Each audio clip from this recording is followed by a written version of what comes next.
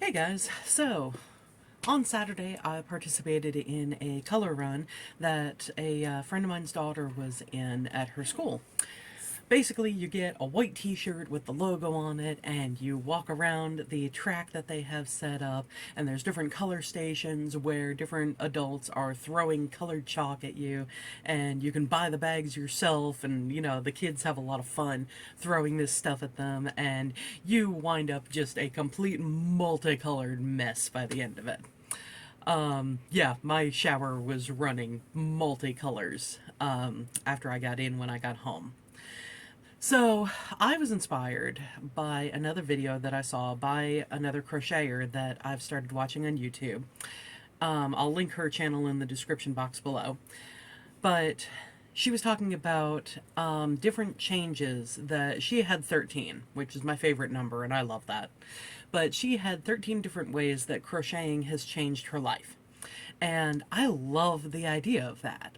So, I'm kind of going, I always go off the cuff except for my Marvel videos, which have the script, which I will go back to eventually. I'll get Iron Man Part 2 out there, and then Part 3, and maybe Part 4, because there's a lot of Iron Man in these different movies. But ways that crocheting has changed my life. So I finally sat down and learned how to crochet off of another YouTube video that I found back in 2015 in December. I had first been inspired to want to learn crochet in October of 2014 because I went to New York Comic Con and I was wandering around the vendor floor, and I saw somebody had a little Sherlock doll that was, I don't know, about this big. I'm holding my fingers about 6 inches or so apart. And when I asked how much it was, she told me $50. Now, like I've said in previous videos, I get it. The time and the materials and the effort and, the cost of the con table and everything, I get it. You need to price your stuff accordingly so that you can actually not only break even, but hopefully make a profit. So, I was looking at that, and I have always been a crafty person. I have drawn since I could hold a pencil. I've colored with crayons. I've colored with colored pencils. I've done oil paintings. I've done acrylic paintings. I've done watercolor. I do the plastic canvas and yarn stuff. And I was standing there looking at this doll, thinking to myself, if I learned how to do this, I could make him for like 8. And so it took me another year until I finally sat down and was like, all right, the books are not helping me. Let me look up a YouTube video, learn what the hell I have to do here, and go from there. So finally did it in December 2015. And the ways that it has changed my life, one, it's one of those things that, I'm somebody who constantly fidgeted with my hands. I'd be sitting there and I'd be bending them in weird ways, crossing them over one another, doing this kind of thing, cracking my knuckles, whatever, biting my nails, biting my cuticles, whatever it is. Crochet is an immense help with that kind of fidgetiness. It gives your hands something to do, and the best part is you have a tangible object at the end of that you can see. It's like, hey, holy crap, I have made this thing. And that's kind of awesome. I mean, right now, over on this part of the desk, I'm working on another 11th Doctor doll to go with the Amy and Rory ones that I've made. It's going to be my Pandorica set. And so yeah, help with fidgeting. That is a great thing. Because, the different fidget spinners and fidget toys and things like that they've come out with in the past few years. Well, God, past, I don't know, 7 or 8 years, maybe? Anyway, those things are useful, but they're the kind of things that I would either put in my bag and just completely forget about. Oh, by the way, which is still colored orange. Oh, you can't really see it, but yeah, the top of it is still orange. There's orange on this side. So yeah, it did not come away unscathed.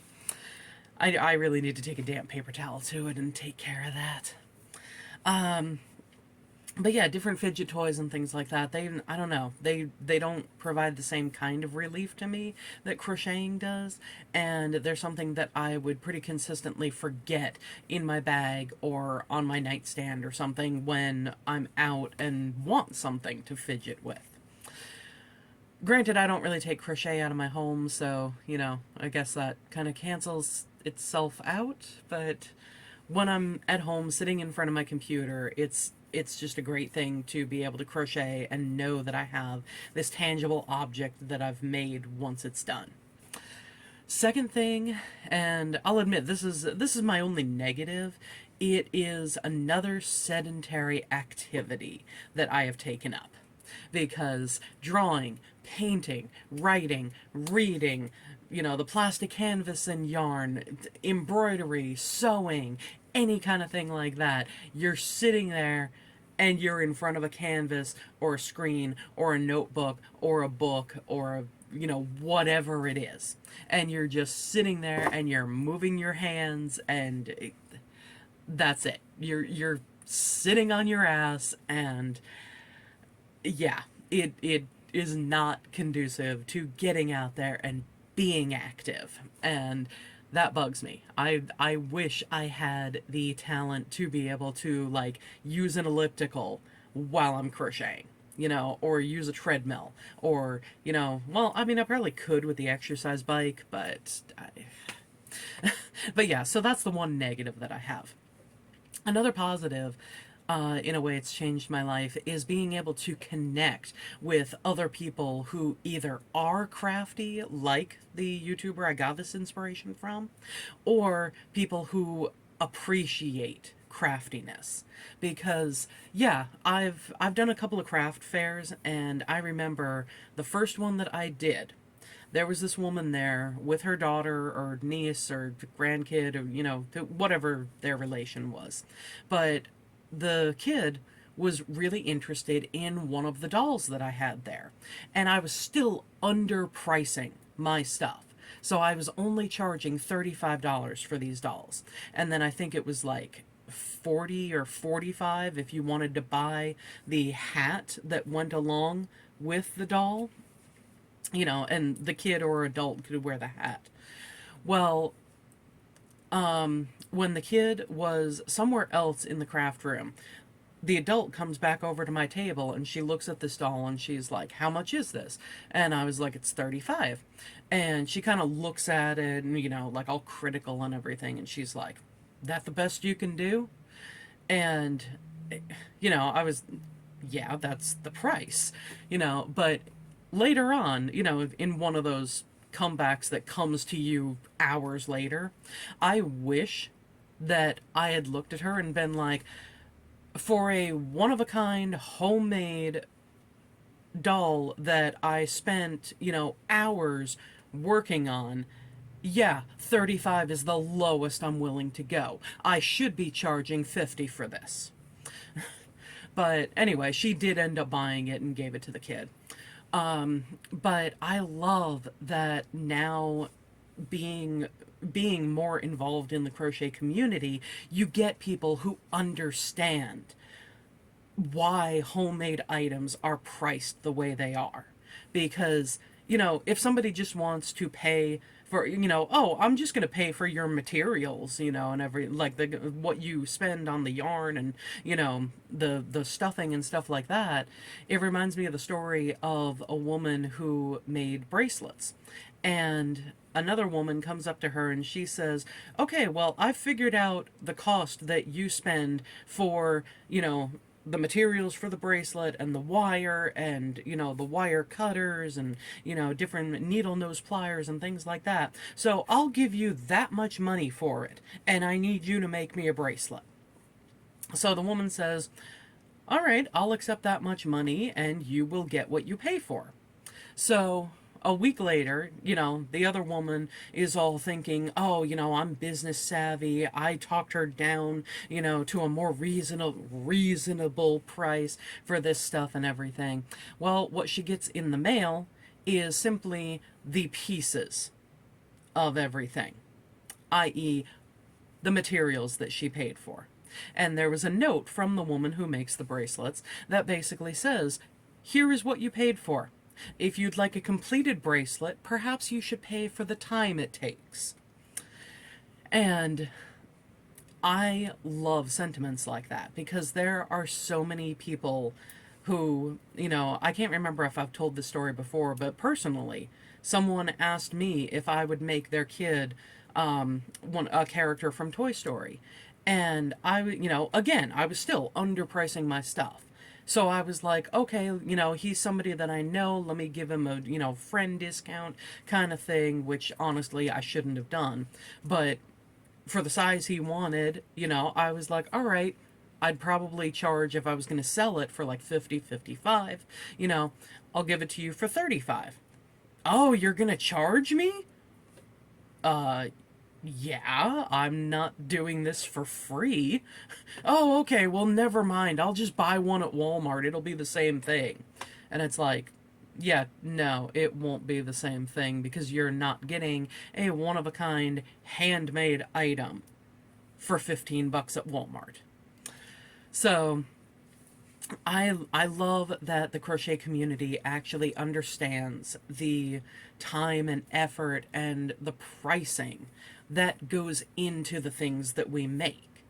Because, look it up, Google this. You cannot find a machine that will be able to crochet.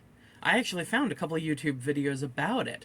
They have tried making machines that will imitate the way that crochet stitches are done, and they can't manage it. So the only way you're getting crochet items is from someone making it. And I have gone off on a complete tangent here, so thank you if you're still watching. But yeah, like I said, the crochet community who gets it is a great thing. And another way that crocheting has impacted me, has changed my life, is being able to look at, things like the Sherlock doll at the con and thinking to myself, oh, that gives me an idea of something I can make. Because this way, I can come home, I can grab whatever yarn, and I can go, all right, let's sit down, figure out how to make this. And that leads into the next thing, because what my creative process has usually been with painting, or like that diorama that I shared in a video a little while ago, any kind of thing like that, my process with making that stuff has normally been, hey, I've got a great idea, I'm gonna make this thing, and insert hugely ambitious project here. And then I'll start it, I'll feel like, yeah, this is going to be great. It's going to be amazing when I'm done. I'll start it. I'll get partway through, and then I'm going, oh my God, why did I begin this? This is going to fail. It's going to be horrible. It's not going to look anything like what I want it to. And if there are times where I've thought that and I've just given up on whatever it was.